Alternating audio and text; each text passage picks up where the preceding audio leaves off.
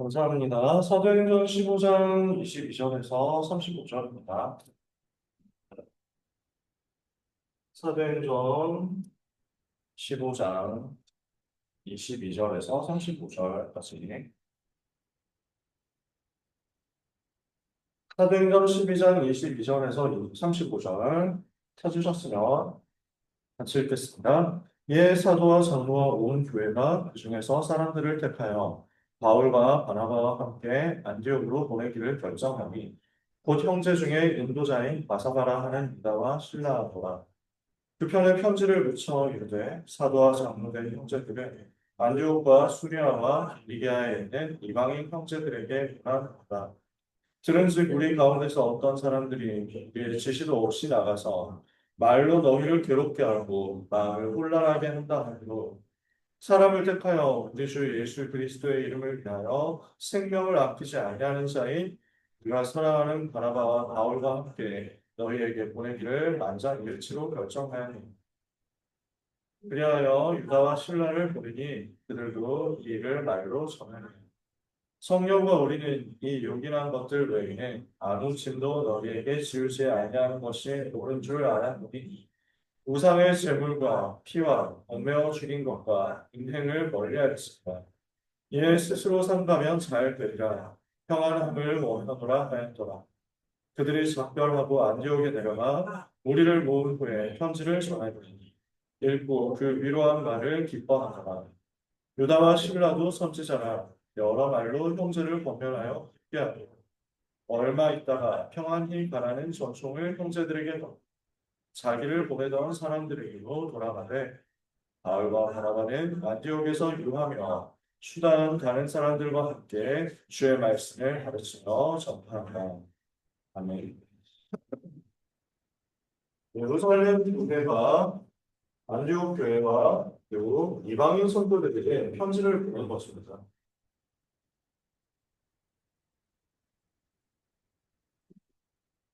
이 속에서 우리는 무엇을 발견해야 되느냐 했을 때 교회의 첫 목표는 무엇이겠느냐 이것을 찾아내야 되겠습니다.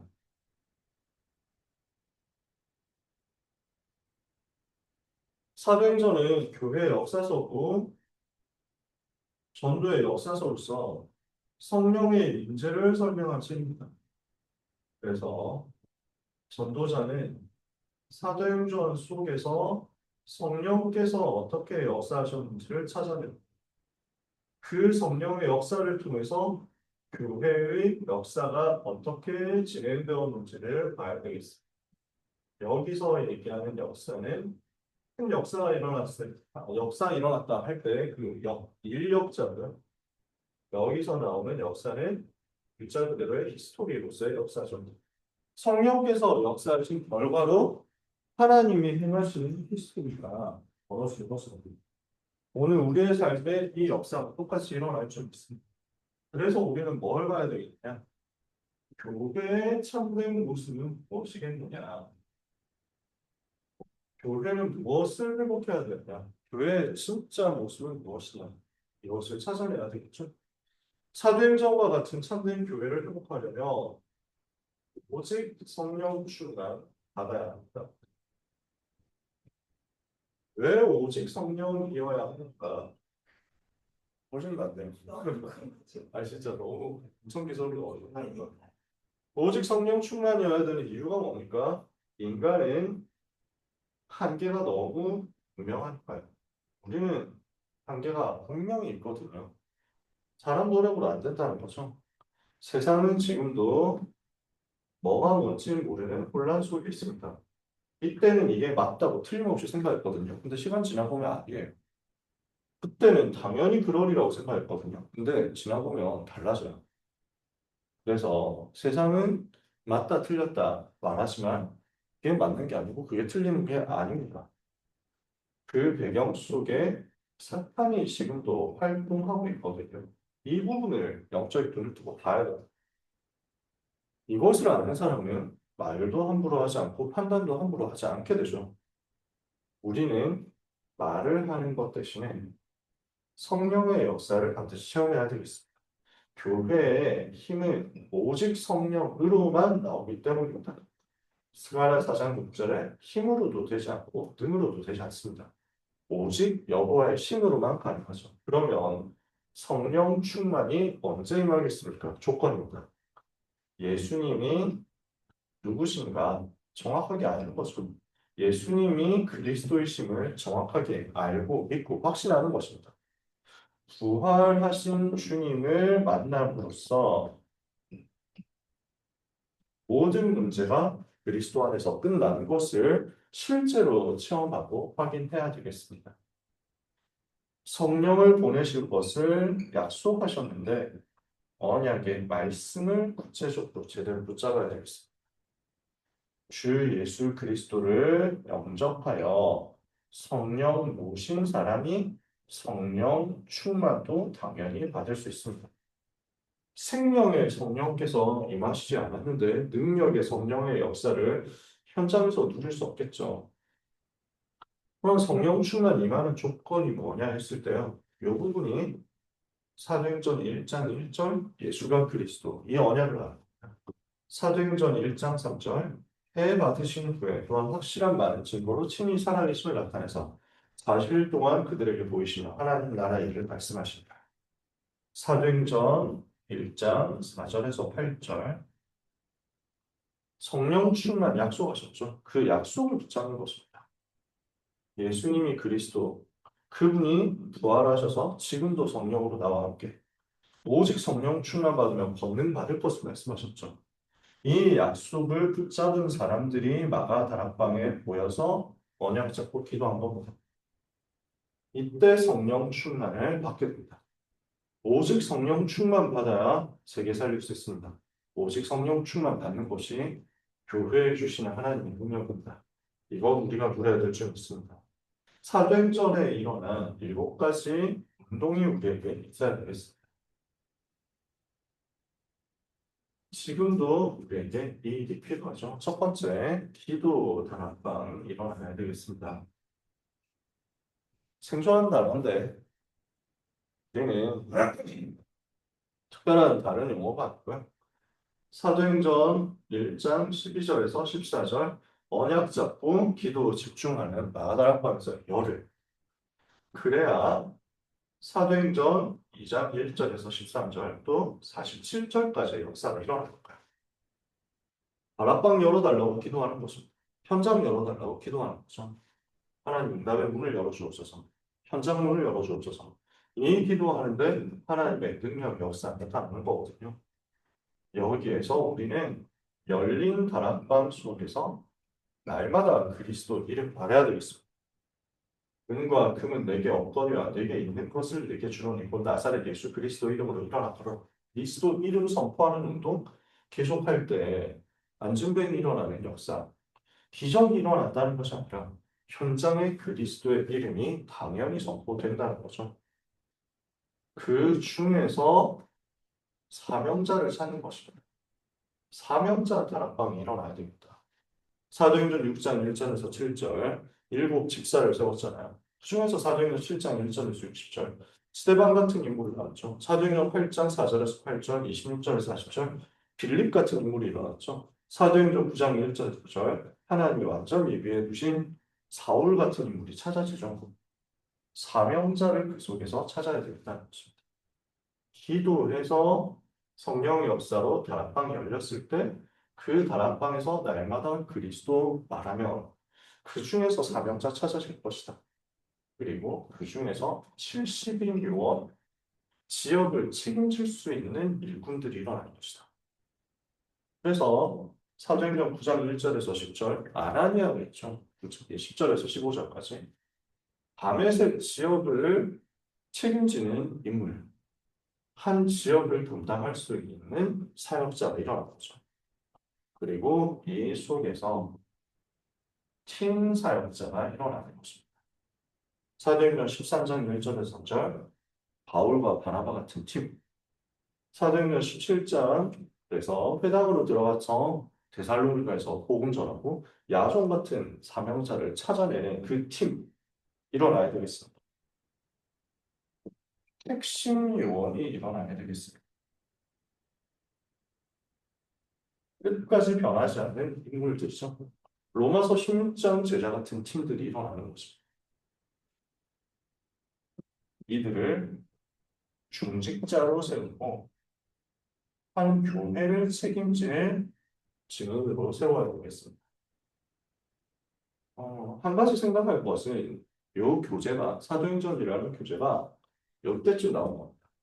팀 사역, 그 다음에 70인 요원 훈련, 70인 합숙, 1차 합숙 이런 것들이 생기기 시작할 때쯤 나온 교재라서 그 뒤에 단어들이 없어요. 미션원, 전문 사역, 그 다음에 또 지교회 이런 단어들 없습니다. 근데 그 의미를 담고 있다고 보면 돼요. 그래서 7가지 운동이 일어나야 되겠다 하는 것은 그때까지 있었던 다락방 전략, 1994년, 5년 이때쯤까지 나왔었던 다락방 전략을 가지고 얘기하는 것들. 그러면 우리 수준으로 따지면 뭐라고 할 수 있을까요? 20가지의 성경적 전략을 이해하는 제자 나와야 되겠죠. 하나님의 망대, 하나님의 여정, 하나님의 이정표 이 부분이 메시지로 확립된 사람. 이 속에 사실 제자 훈련이 다 들어있거든요. 이런 제자들을 키우는 현장 운동해야 되겠습니다. 그래서 7포인트에 제자 세우는 운동을 해야 되겠습니다. 이 일이 일어나도록 우리가 기도하는 것입니다. 교회에서 이런 일들이 계속 벌어져야 된다는 거죠. 그 과정에서요, 교회에서 일어나는 문제 있거든요. 속지 말아요. 문제 올 수 있습니다. 여러 가지 사람들이 나올 수 있습니다. 그 상황에서 속지 않아야 되겠습니다. 우리는 뭘 해야 되느냐? 사람 때문에 속지 말고, 상황 때문에 속지 말고, 문제 때문에 속지 말고, 갈등 때문에 속지 않는 것입니다. 교회에 시험이 올 수도 있습니다. 아나니아 삽비라가 헌금 때문에 시험 들었다가 이것 때문에 속였다가 또 죽임당하면서 교회에 또 여러 가지 시험들이 올 수 있단 말이에요. 사도행전 6장에 헬라파, 히브리파 갈라지고 갈등하고 누구는 구제를 해주고 누구는 구제를 안 해주냐 이것 때문에 갈등도 생겼거든요. 그러면 이게 대단한 것처럼 사람들은 생각할 수 있습니다. 거기에 속지 마. 지나가는 거예요. 치유하면 됩니다. 갱신하면 됩니다. 율법주의에 속지 마라. 맞다, 틀렸다가 없을 수는 없습니다. 아니, 뭐 누군가가 경제적인 것을 비리를 일으켰다. 그러면 그 비리를 계속 들고 갈 수는 없잖아요. 바꿔줘야죠. 그 비리 계속 저지르도록 놔둘 수는 없잖아요. 치유해줘야죠. 그러니까 바꿔줘야 됩니다. 그런 경우는. 뭔가, 뭐, 음행이라든지, 폭력이라든지, 이렇게 해가지고 착취가 일어났다. 그럼 바꿔야죠. 그걸 그대로 두고 있으면 되겠습니까? 당연히, 피해자 먼저 살려야 돼요.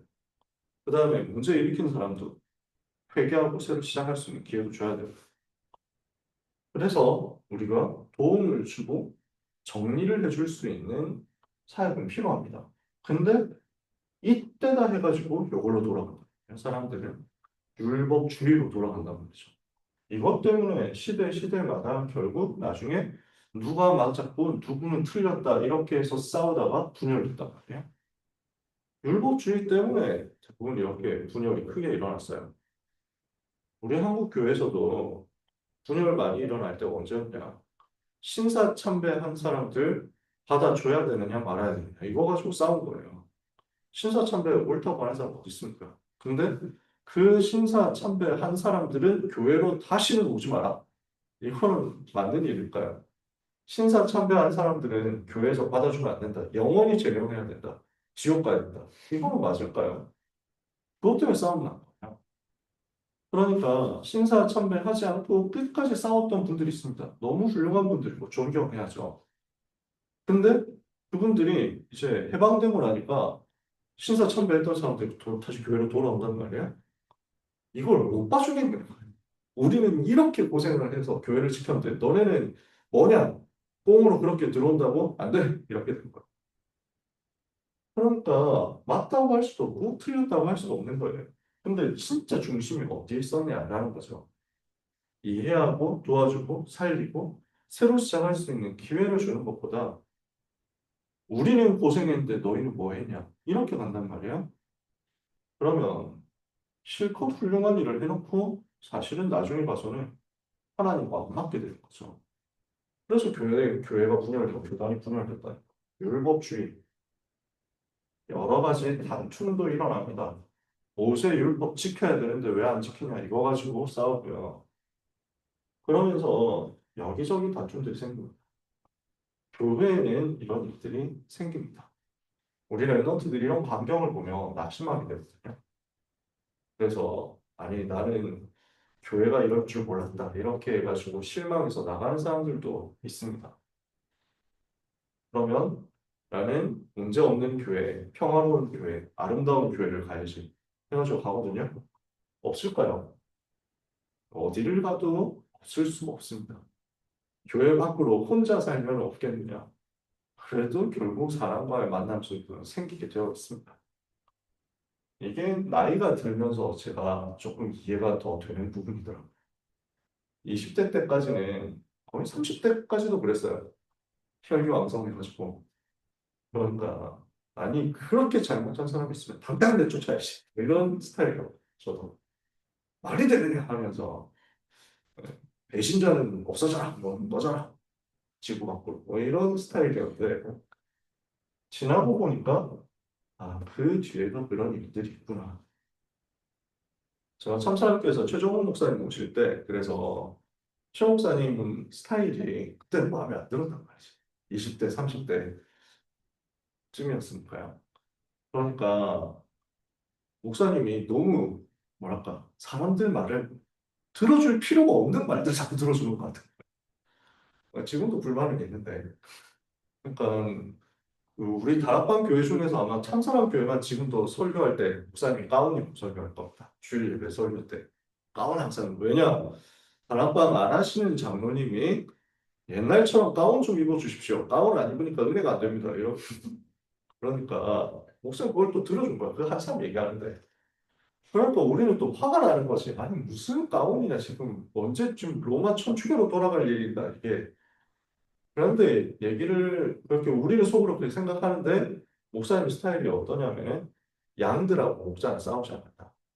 양들이 바라면 그 어린 아이가 바라는 것처럼 생각하면 된다. 그럼 못 해줄 게 뭐 있냐? 이런 스타일이신 거예요. 하나하나 다 들어주시고 그런 것들을 그때는 되게 마음에 안 들었거든요. 지나보니까 그게 그러신 거예요. 정말.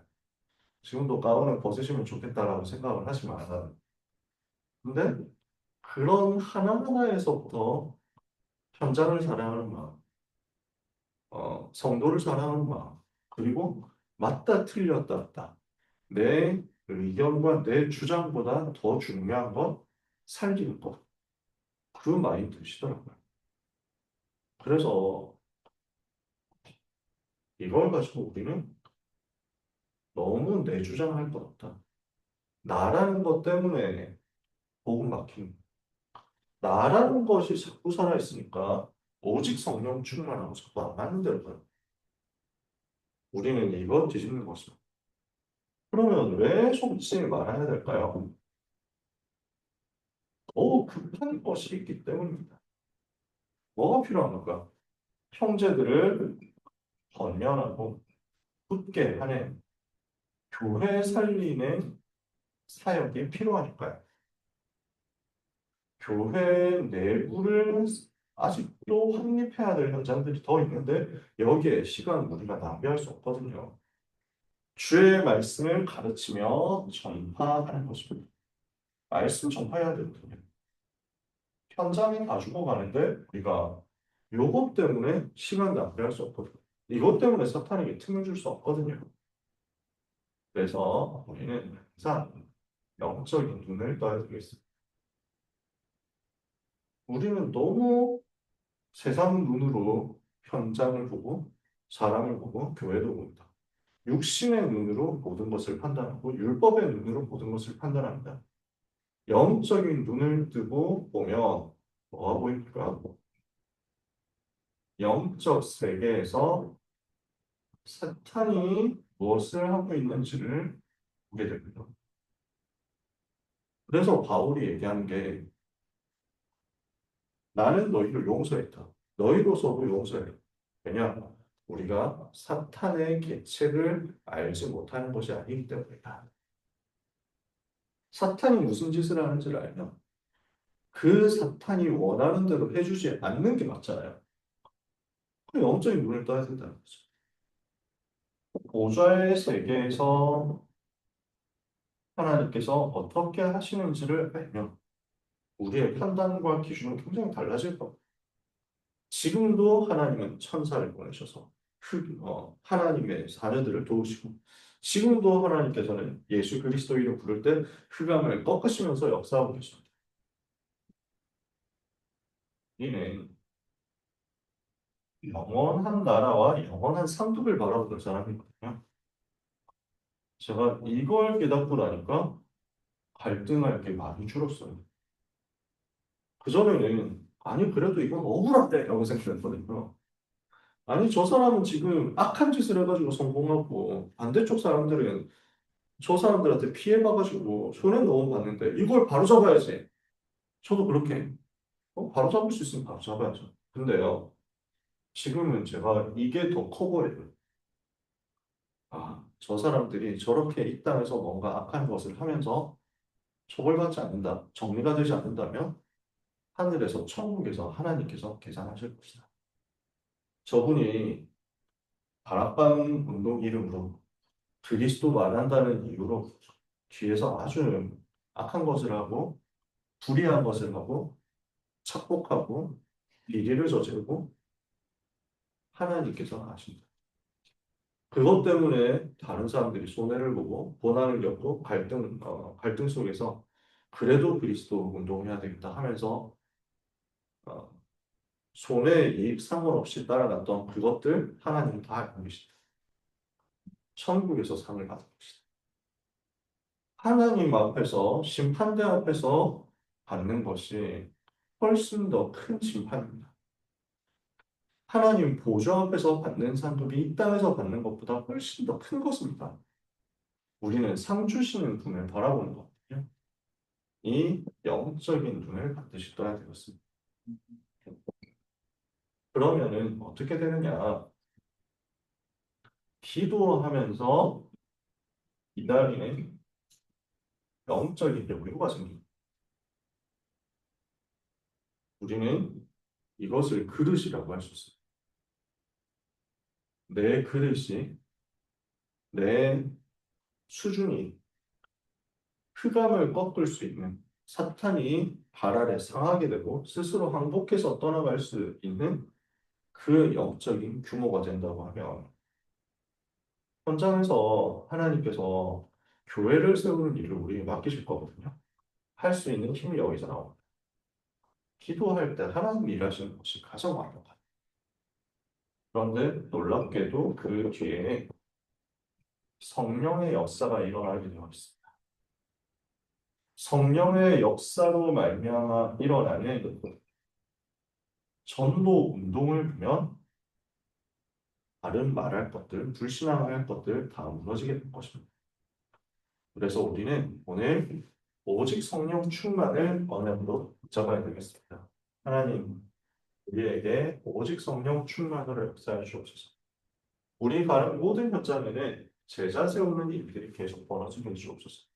이것 때문에 사탄이 문제를 줄 때 속지 말게 하옵소서. 시급한 이 부분을 보고 하나님 바라보고 기도하고 기다리다가 성령의 역사를 체험하게 하옵소서. 우리 늘 하는 것들에 대한 메시지지만 교회가 무엇을 해야 되는지에 대한 굉장히 중요한 답이 들어있죠. 하나님이 주신 은혜로 승리하는 여러분 되시기를 예수님 이름으로 축복합니다. 기도하겠습니다.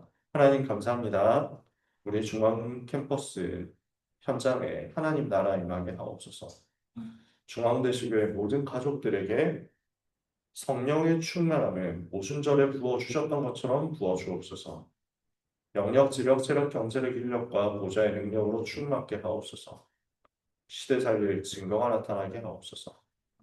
학업과 기능과 전문성과 만남과 직장과 생업과 산업과 경제와 섬기는 교회 위에 237 나라 5천 미전도 종족을 살릴 수 있을 만큼 7포인트의 제자를 찾아 세울 수 있을 만큼 능력의 역사가 임하게 하여 주옵소서. 하나님 아버지, 이 시간에 그래서 기도합니다. 교회를 살리게 하시며 현장을 살리게 하옵시고 현장에 가장 필요한 것이 무엇인지를 보고 복음 운동으로 주님 앞에 우리의 삶을 기꺼이 드릴 수 있는 응답이 있게 하옵소서. 주의 백성들의 삶을 통해서 하나님 영광 받아 주옵소서. 다음 주 시험 치르는 귀한 렘넌트들에게 주께서 더욱 크게 은혜를 부어 주옵소서. 예수 그리스도의 은혜와 하나님의 사랑과 성령님의 역사하심이 이 언약을 잡고 교회와 현장을 살릴 중앙대 지교의 모든 렘넌트들 위해 지금부터 영원까지 항상 함께 있을지어다. 아멘.